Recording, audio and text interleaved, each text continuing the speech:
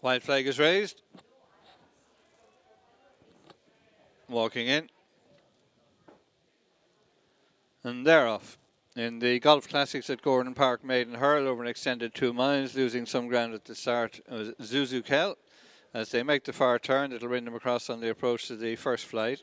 The odds-on favourite Grimaud is close up on the inside, sharing the early lead with Bop Won't Stop between horses.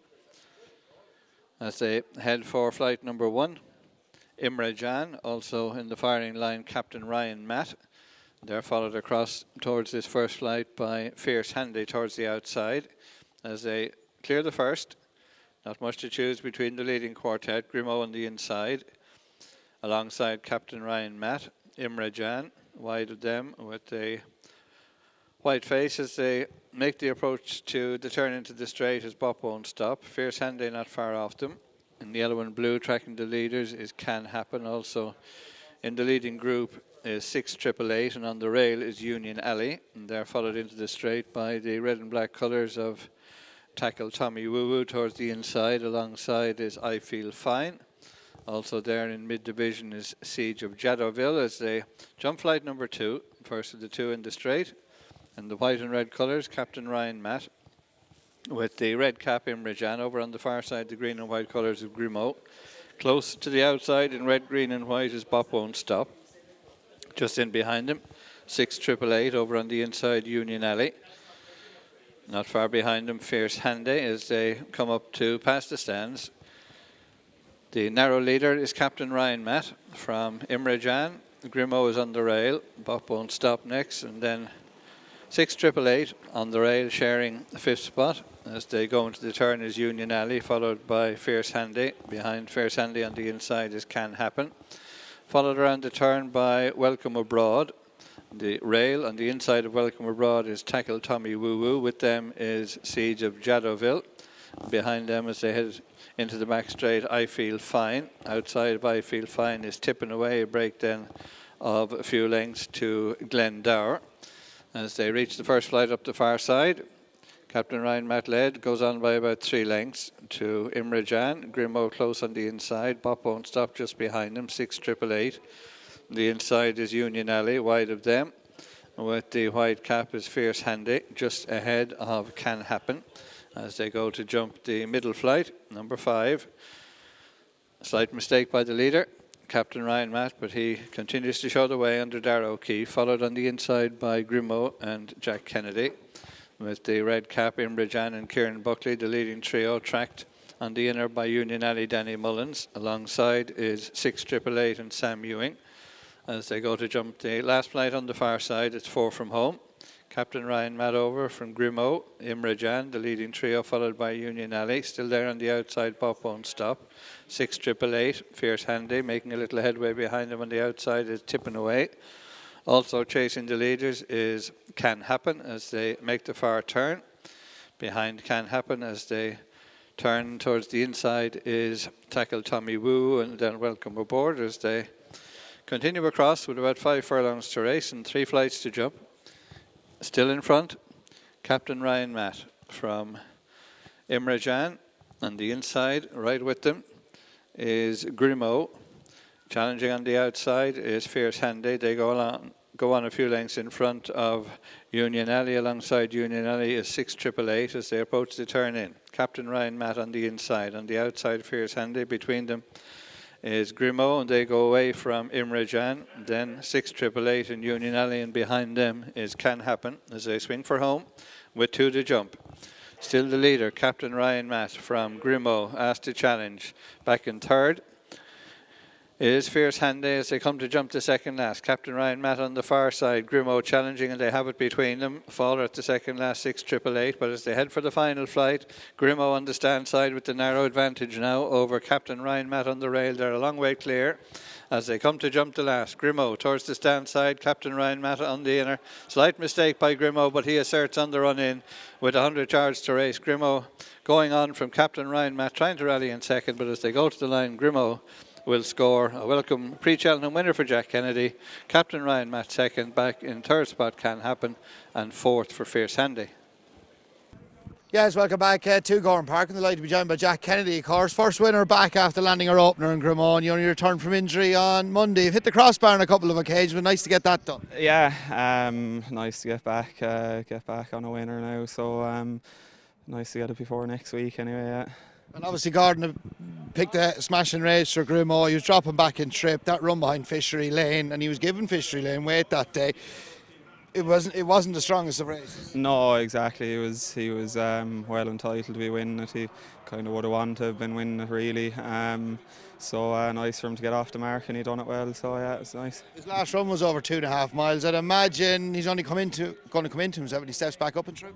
Yeah.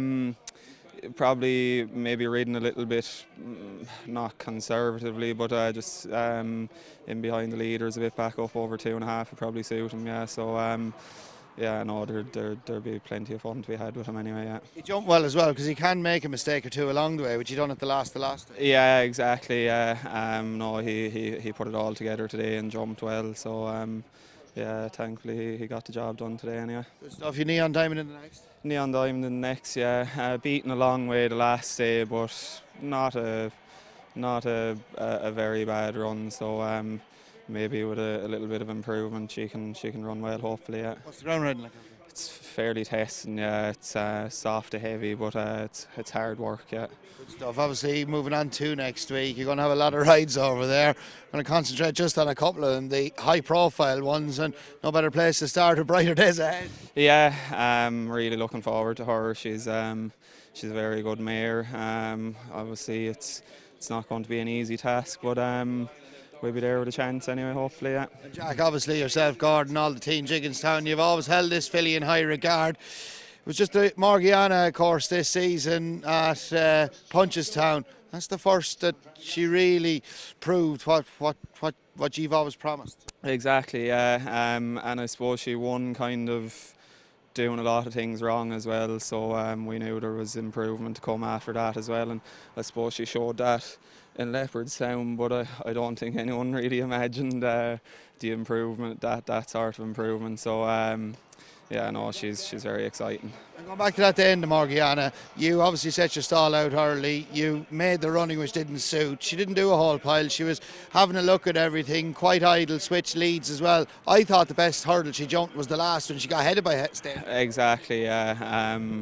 Suppose just something to bring her along there suits her, and so just something to keep her concentrated. So yeah, I suppose we've been kind of learning about her with every run, and hopefully we've kind of her figured out now, hopefully anyway, yeah.